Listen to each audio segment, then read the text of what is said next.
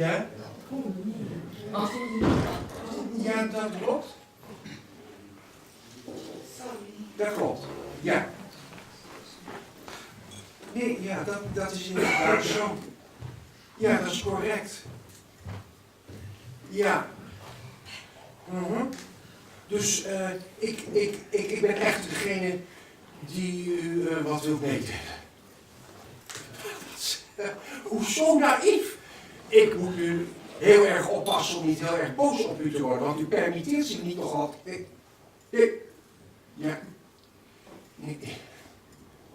Ja, als u nou naar mij geluisterd had, had ik u dat zo even al verteld. Hè? Ja. Maar even om terug te komen. U kent mij niet, ik ken u niet als persoon, dus zullen we ophangen? Lijkt me prettig ophangen. Nee, nu zit u de zaak om te draaien. Nu bent u de boel enorm aan het omdraaien. Nee. Ja. Oké. U vraagt mij dus, tenminste als ik u goed begrepen heb. Maar dat kan haast niet. Maar u vraagt mij dus, en neem me niet kwalijk als ik nu iets heel raars ga zeggen, maar zit in mijn hoofd dat ik u heb horen zeggen dat ik mijn verjaardagscadeaus van de afgelopen 21 jaar moet teruggeven. Tenminste, dat denk ik verstaan te hebben, maar zegt u het alstublieft als ik me vergis. Ja, maar als ik u even mag Maar als ik u even mag onderbreken. Of ik beter had kunnen weten, is absoluut niet van belang. U had beter kunnen weten. Nee.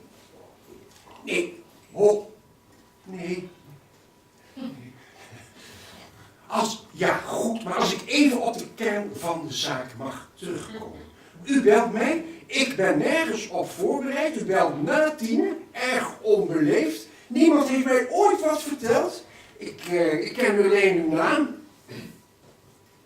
Ja, natuurlijk weet ik wie u bent. Ja, u bent de baas van mijn baas. Ja, u bent sinds 1,5 jaar directeur cultuur, welzijn, grote stedenbeleid en financiën. Ja, en daarvoor zat u 15 jaar op sport. Ja, ik ken u van nieuwjaarsrecepties. Hè? Ja. Maar even om op uw dringend verzoek terug te komen. Dat kunt u toch niet van mij vragen, dat gaat toch niet?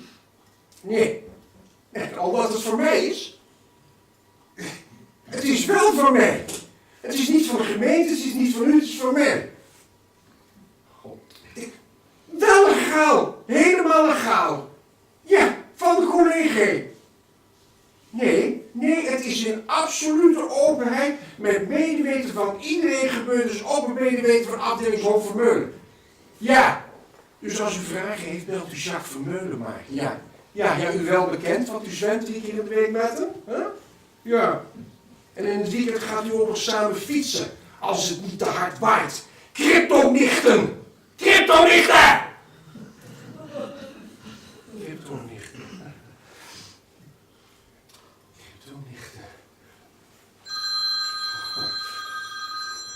Dat van die cryptonichten had ik niet moeten zeggen, neem maar niet kwalijk. Dat van die cryptonichten? Met wie spreek ik? Joep! Zomaar, voor de gezelligheid.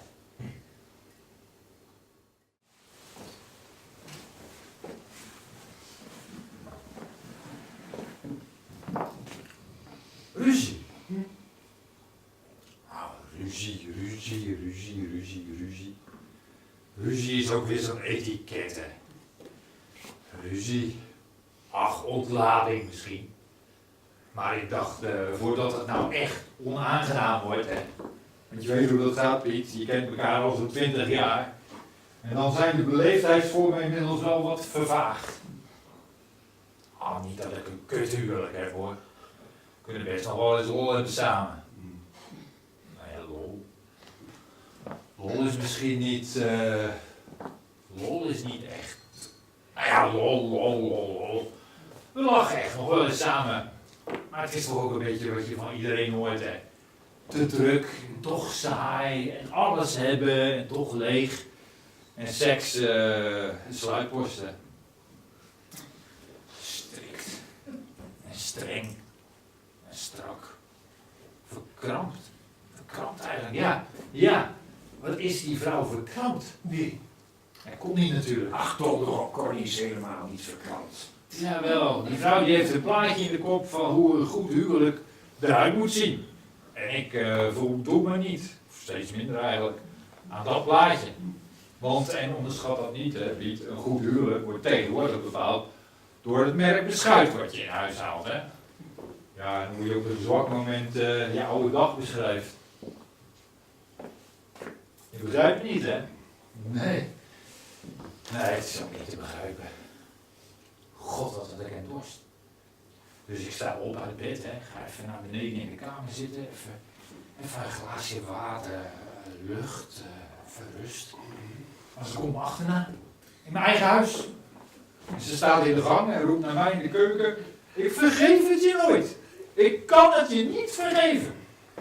Ga je helaas nooit waar dat over ging. Echt niet, hè? Maar ik sta ineens met een vleesvork in mijn handen. Een vleesvork. Geen etenstijd, geen gasten, geen rollade, geen touwtjes, geen jus, geen kerst. Een kale tafel. En ik met die vleesvork. Zie je me staan, Piet? Kon die in een pyjama en ik met die vleesvork. En ik had een visioen, hè. Ik dacht, ik pakte vast, tilde op en spieste zo met de kop vast op de kapstok. Met dat jashaakje en dat zat geen plekje onder de schedel. En afmaken dat die vleesvork! Ah, onzin natuurlijk. Zoiets doe je dan toch weer niet, hè. Jij vraagt je natuurlijk af waarom. Nou, dat vraag ik me helemaal niet af. Ik zou het heel graag niet willen weten als het ook tot de mogelijkheden behoort. Nou, in bed had ze gevraagd. Rug naar me toe. Hoe zie jij het toekomst? Ja, strikvraag natuurlijk, maar dat wist ik nog niet. Hè? Dus ik zeg in alle onbevangenheid eerlijk waar ik van droom. Een bootje, een boerderijtje in Frankrijk en een appartement in de stad. Uitleg. Moest ik het gaan uitleggen? En waarom, denk ik dan? Maar lieve lul die ik ben. Ja, boot of beter varen lijkt me. Boerderijtje voor binnen, mijn boeken en buiten. Een klein exclusief wijngaartje voor mezelf. En een appartement in de stad voor het leven. Een concert of een film. Zegt ze, ik kom nergens in voor. Je ziet dat allemaal zonder mij. Nou, zo sta je dus met een glaasje water bij het aanrecht en met een vleesvork in de gang. Zo is verder allemaal goed gegaan. Ja. Ik heb wat spullen bij elkaar gepakt, ik heb mijn jas aangetrokken en ik ben weggegaan.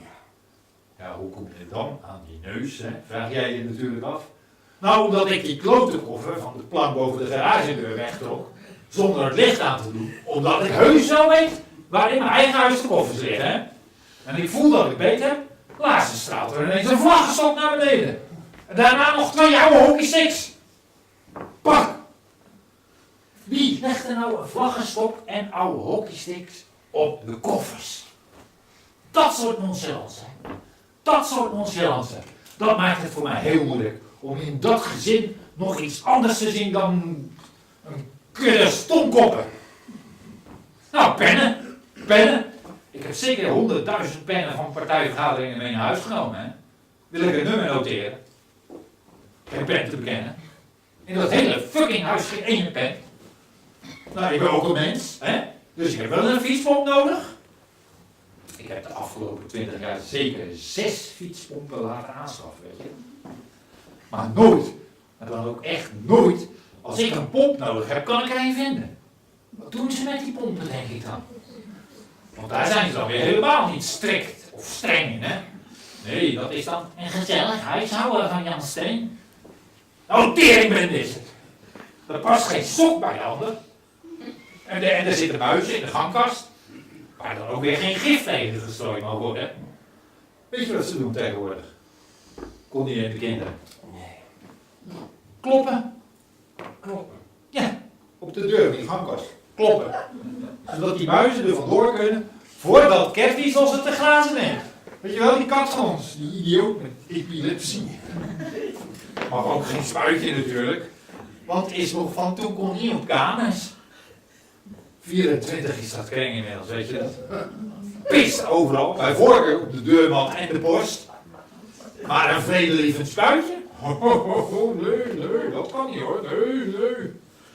Nou, een lekkaasje in de keuken. Maar al sinds mensenheugenis een tijltje onder staat. Waarom nou niet even een loodgieter gebeld, denk ik dan? Omdat Ketwies ongewend is geraakt om uit dat tijltje te drinken. Snap jij die logica? Nou, weet je niet. Kom ik 's nachts thuis, wil ik wel eens een handje chips of zo, hè? Op, of slap. Iets anders dan een stukje chocola. Lege winkels. Hele trommel vol lege winkels. Even zeppen met kaas. Zeppers weg. 3 telefoons, 3 zeppers, 3 telefoons, altijd weg. Weet je waar ik laatst de telefoon vond toen ik hem 's nachts dringend nodig had? In de bikinibroek van de ijsbeer van Teddy waar ze op lag te slapen in de stapelketje. Nou, als van alles kan, hè. Waarom ik dan niet? Waarom mag ik dan niet dromen van een bootje en een huisje waar alles op orde is?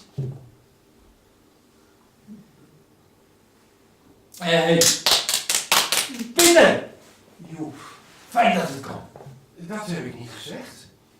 Maar je kan nu niet in een hotel. Kan ook wel, maar ik had het nog niet gezegd. Nee, dan gaat er geluld worden, ik in een hotel nu. En daarom fijn dat het kan, hè? Want altijd geweten dat ik bij jou terecht zou kunnen als het echt op aankwam natuurlijk. Ik ben net gebeld. Nee, zolang het kabinet demissionair is, kan elke beweging fataal zijn, Piet. Heel erg vervelend telefoontje. Zolang de formatie nog niet rond is, kan ik niet in een hotel. Je hoeft toch niet in een Nee, dat hotel? gaat niet. Dat zou ook echt niet gaan, hè. Ik heb een hotel nu een aankomend minister. Net een broek, neus, nek, begrijp het. Hoezo over een telefoontje? Is het trouwens stom van mij om nu bij een homo te gaan logeren? Ach, dat nieuwe kabinet, dat kan toch nog weken duren, Joep. Huh? Wel nee, kwestie van dagen. En dan zijpelt al wat natuurlijk. En ze kunnen niet omheen. Het is een heel natuurlijk verloop van vice-fractievoorzitter naar minister. Wel voor een andere partij dan ik had gepland wel. Maar ja, minister hè, binnenkort. Ja. Een eigenaardig telefoontje. Vervelend telefoontje, ze willen schilderijen terug. Goed op je werk. Nou, cursus communicatie is ook geen kwaad kunnen als jij minister bent, Joep. Financiën, economische zaken, sociale zaken of buza. Ja, voorkeur voor buza eigenlijk, ja. Ja, voorkeur voor buza. Ja, andere positie dank ik voor. Hoor. Dat zou natuurlijk een belediging zijn voor mijn intelligentie. Buza. Buitenlandse zaken. Ja. Nu het thuis een beetje over zijn hoogtepunt heen lijkt te zijn qua knus, is veel in het buitenland wel een interessante optie hoor, voor de komende jaren. Zeg, wanneer was jij hier eigenlijk voor het laatst? Nou, ook zoiets. Hoe zo'n gezin je sociale leven ruïneert. Hé, Pieter! Dat we het nog veel vaker moeten doen, vind je niet? Nou, Hè? Iets voor onszelf. Vroeger gingen we nog eens samen naar de film. Maar nou, wanneer zie ik jou nou nog? Receptie hier, partijtje daar. Naar de film doen we echt niet meer, hè? Zullen we naar de film? nu. Ja, nu, ja. Ken jij een goede advocaat? Onbegrijpelijk, hè, dat je die dingen, die belangrijke dingen in het leven, waar het echt om gaat, dat je die gewoon uit je poten laat glijden. Een rondje Vondelpark. Morgenochtend. Nou zijn we daar eigenlijk mee opgegaan. Nou, wij zijn er niet meer opgehouden. Ik loop nog steeds. Jij kan op een gegeven moment niet meer opdagen. Maar ken jij een goede advocaat? Weet je dat ik nog eens serieus heb overwogen om jou te vragen om peetoom te worden van mijn jongste? Bram. Teddy. Teddy is de jongste. Bram is de jongste. Laura, Micha, Bram. Maar ken jij een goede advocaat?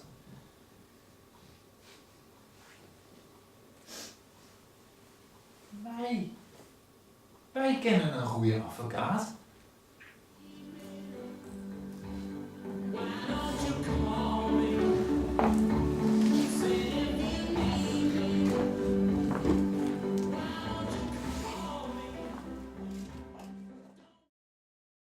wat vind ik dit leuk. Wat vind ik dit geweldig. Oh, Pietje. Hé, natuurlijk wil ik je helpen. Natuurlijk ga ik je helpen. Oh, wat ontzettend leuk. Iets op je werk. Ja, het was bij de telefoon niet helemaal duidelijk, maar iets op je werk, hè? Ja. Oh, Pietje. Oh, ik was echt... Ik bedoel, dat je mij vraagt. Zoveel advocaten, zoveel die veel beter zijn dan ik en ook een minder bouwvallig verleden hebben. Ik ben er helemaal weer bovenop, hoor. Maar dat waardeer ik zo aan je. Dat je het aandurft met me. Ik moet er natuurlijk wel even inkomen. Nou ja, dat de orde me geschorst heeft, dat maakt het ook wat gecompliceerd. Maar daar komen we echt wel uit. Hé? Ik zit mijn tanden erin. Ik heb er zin in. Dit is mijn eerste klus dan weer, na de kliniek. Naar de kliniek? Pietje. Het was eigenlijk Joep's idee om jou te vragen, want van een kliniek wist ik helemaal niets. Joep? Ja, Joepie. Ja. Is het via Joep gegaan? Ja. Joep wordt minister. Hij wordt genoemd. Ja. We wisten 20 jaar geleden al. Grappig, hè? Hij is er helemaal niet geschikt voor. Grappig, hè? Heel de partij haat hem, weet je dat? Dus Joep heeft mij genoemd? Ja, ik dacht dat jullie elkaar eigenlijk nog regelmatig zagen. Voor me de opname. Alles is nu anders, Piet. 2 maanden gekhuis en alles is voor altijd anders. Maar Joep heeft mij genoemd. Dat is verrassend. Ik wist het niet. Voor je opname. Ik denk, die is weer eens druk of ver weg. Waarom weet ik dit niet? Grappig, hè? Joep, minister. Ja. En waarom? Omdat hij zich zo ongegeneerd als briljant profileert. Ja, dat was die arbeiderspartij helemaal niet gewend. Dat soort bluff. Dat hij nu bij die andere partij zit, ja, dat is alleen maar carrièreplanning. Maar ja, daar zit dan niemand weer mee, hè? Tom, even bij het begin beginnen. Want in wezen is het ook een liberaal natuurlijk, hè? Squashje. Ik en Joep. Tussen de middag tegenover het ministerie. Een half jaar geleden nog een paar keer per week, Piet. Ja, toen liep ik in een krijtstrepen op maat gesneden pak met een kalfslederen koffer van 1100 euro door de gangen van economische zaken te vibreren. Want als er een juridisch eitje gekopt moest worden, belde ze mij. Ja, ik was goed. Goed was ik, hè? Dram. Dram? Ja, het auteursrecht voor het dramgeheugen. Dan wel het dynamisch ramgeheugen. Heb ik veiliggesteld. Weet je toch nog wel dat ik daar met wezen ben geweest? Ja, wat? Kliniek. Nog even terug. Wat had je dan gedaan? En nou even rustig vertellen, Tom. Huh? Nou, ik had die dramslag geslagen. Ja. We proosten erop in de bar van Des Indes. En 24 uur later liep ik in mijn onderbroek door het centrum van Barcelona. Hoe ik daar gekomen ben, geen idee. Vlak daarna zat ik dus in de inrichting. Wat had je dan in godsnaam genomen of gedaan? Gewoon wat ik al 20 jaar doe. Door, Maar hoe? Ik weet nog wel dat ik dacht dat ik in een film speelde. Dus toen ze me in elkaar sloegen, werkte ik ook niet tegen. Het is niet te volgen hoor, je bent niet te volgen. Er stond me zoiets bij dat ik in elkaar geslagen moest worden volgens het script. Nou ja, over voorbij klaar. Ja. Iets op je werk. Ja, het is inrichting kliniek, inrichting, even geen gelul nu Tom. Ik wil een duidelijk verhaal met feitelijkheden in chronologische volgorde vertellen. Nou, kom op. De halve wereld is manisch en of daarbij ook wel eens depressief, Piet. Dat is een publiek geheim. Maar bij mij, nou ja, vanwege die lintwormkoop die elke dag mijn neus in ging, had het zich ineens explosief geopenbaard. Knetter zeg maar van de ene op de andere dag, totaal merkwaardig. Ja, het was heel erg. Nogmaals, ik wist het niet. Ik wist het niet. Ja, het is... Je bent wel vaker druk of ver weg. En het komt ook vaker voor dat we elkaar maandenlang niet zien, toch? Oh, ik neem je ook niks kwalijk. Ik wilde het niet, iemand zien. Nee, dat wilde je natuurlijk niet. Natuurlijk wilde je dat niet, maar ik had het toch moeten zeggen. Ik kon me ook helemaal niemand meer herinneren wie er gebeld zou moeten worden. Alles was weg. Je moet wel heel erg alleen gevoeld hebben. Ja. Ja, het was een lange en kille afdaling, ja. Nee, Piet. Maar ik ben er weer. En ik dacht nog, Tom hoef je niet te bellen, die heeft het veel te druk natuurlijk. Piet. Ja. Pling! Blikvanger. Voor elke woonkamer deze extravagante salontafel. Frame in aantrekkelijke fossiele steenlook. Opgenomen. Dat doe ik dus, begrijp je? Nee. Nou, sinds ik uit de inrichting ben, doe ik dat dus. Ja. Ik ben nog wel advocaat en echt geweldig dat jullie een zaak voor me hebben, hoor. Maar momenteel ben ik in praktijk artikelbeschrijver. Hoe lang is het geleden dat jij en Tom elkaar hebben gezien, zeg? Voor catalogie. Het wordt me allemaal via de computer aangeleverd. Ik hoef voor de deur niet vooruit en denk toch een paar uur per dag aan iets anders dan hoe ik me het beste van kant kan maken. Echt verfrissend. Dus je bent toch nog wel wat labielig. Oh nee, dat van kant maken moet je bij mij niet te serieus nemen. Dat is voor mij net zo halvast als voor andere mensen het vooruitzicht dat ze elk jaar 3 weken op vakantie kunnen gaan. Ja, Tom, ik wist het niet. En Joep weet het denk ik ook niet. Wat ik zeg, wel vaker komt het voor dat je ver weg bent, druk of in andere sferen verkeert, zeg maar. Artikel beschrijven. Via de stichting Patiënten op Weg. Ja. Want voor ik de inrichting in kon om vrienden te worden met mijn manisch depressieve karakter, moest ik eerst de kliniek in om af te kicken, begrijp je? Pieter, nee. Pling. Ja. Veelzijdig mantelpakje in gemakkelijk te onderhouden kwaliteit. Wassen, drogen, aantrekken. Pling. Nou, geeft een beetje lijn in mijn leven. Nou ja, lijn zat er eigenlijk al wel in. Ik zit dus weer op een kamertje. Het appartement is in de verkoop gegaan. Toch schuldig gemaakt op de een of andere manier. Oh, je moet voor een vermogen in je neus hebben gestopt. Nou, een voorlopig kamertje, hè. Met zo'n wasbak in het midden van de muur. Achteraf zie ik het aankomen. Ja, maar nu ben ik terug en Joep heeft me niet laten vallen. Dus Joep en jij zien elkaar nog regelmatig. Hij logeert hier een paar dagen. Nee, Ja. dat is fantastisch. Hé, maak er nog bij en we kunnen weer dansen. Dat heb ik een tijd niet gedaan, dansen. Wat dansen nou. Dat je alles zo voelt daar, hè. Hé, oh, niemand kan het zo goed als wij, hè, Pieter. Hey, I can't no satisfaction.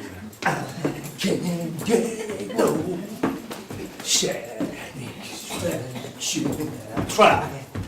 I try. Ja. I try. I try. I can't get no.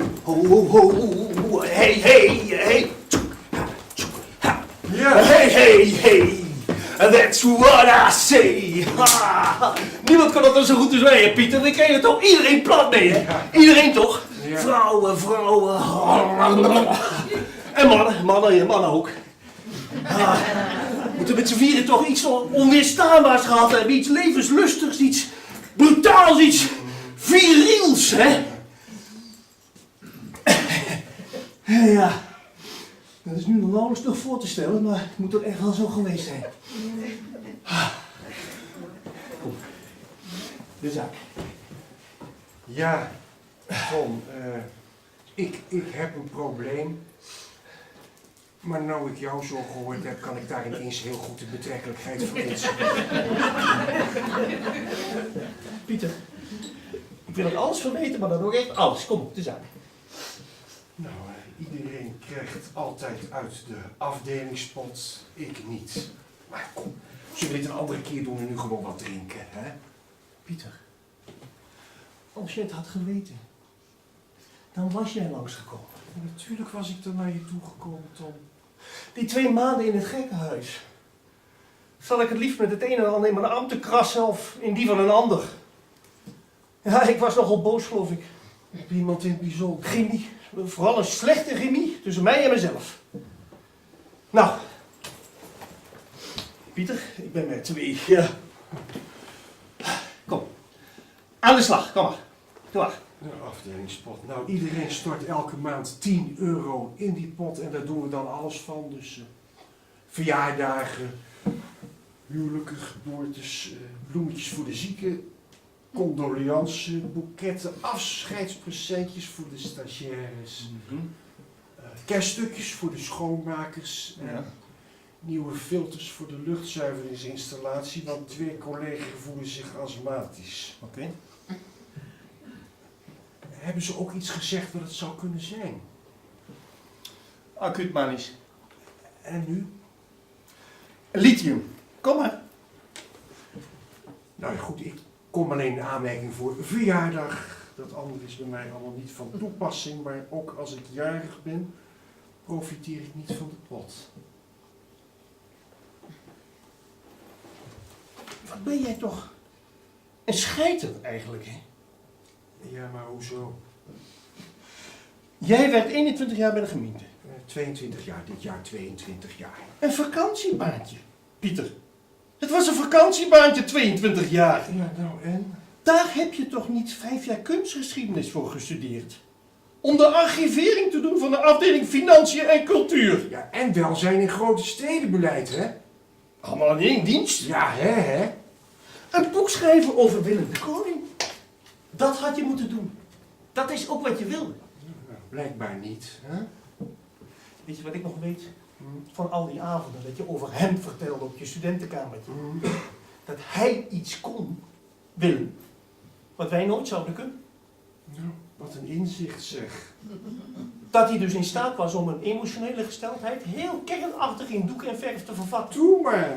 Dat hij dus in staat was om het onstoffelijke stoffelijk te maken. Dat was toch gewoon studentico's gelul, Tom? Prachtige avonden. Omdat jij iets begreep wat ik niet begreep. Dat is geëxalteerd gelul van een artiest, man. Kijk, kom op. Grote passie. Grote vlam. Jij had dat. Wat had ik? Het grote gevoel, Piet. Dat hadden we toen toch allemaal, Tom? Jij nog het meest. Ha, je zwom in de grachten, je hing in die kroonluchten, je zat met je kont op een motor. Ik ben altijd alleen maar een toeschouwer gebleven. Ja, ik niet. Van kunstgeschiedenis naar psychologie naar rechten. En ik heb nooit ergens een kloot aangevonden. Nou, dan denk je dat komt wel als je eenmaal in de praktijk zit. Nou, er is van alles gekomen toen ik in de praktijk zat. Maar geen grote vlam. Geen groot vuur. Grote paniek, dat wel. Kom op. De zaak. Zullen we de zaak maar aan een ander geven? Lijkt je dat niet een beetje? Pieter, ik wil het. Ik wil dit. Kom op, de zaak. Nou, dat jaar dat mijn vakantiebaantje overging in een vaste aanstelling, toen was die pot er ook al. Die pot? Ja, die afdelingspot. Oh, die afdelingspot, sorry. Nee.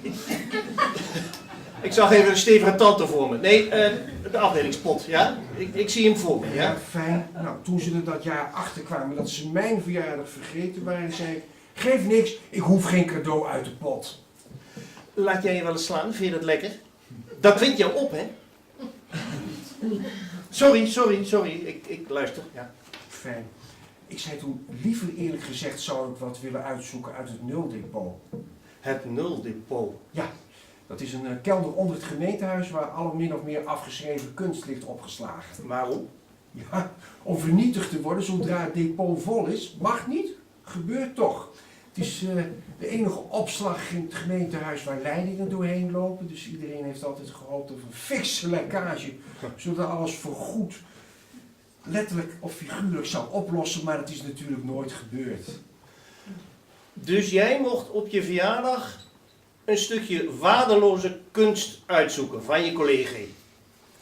Vrij volk. Ambtenaren. 800 vierkante meter vol met wat ooit door de gemeente was aangekocht, of wat via een kunstenaarsregeling in bezit was gekomen, of het betrof een schenking waar niemand echt blij van werd. Want? Want troep, misselijkmakende wanstaltigheid, Tom. 800 vierkante meter lelijkheid is echt heel erg. Daar wordt op een gegeven moment een fysieke gebeurtenis. Je lichaam gaat zich verzetten tegen zoveel lelijkheid.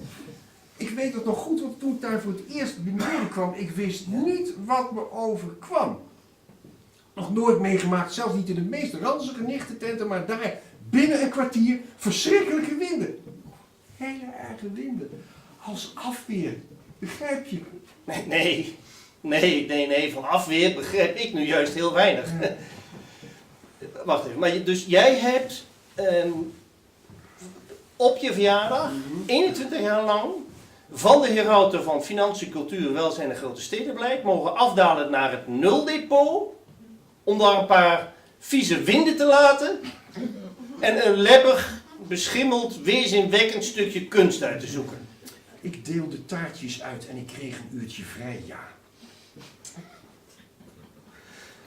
Nou, goed.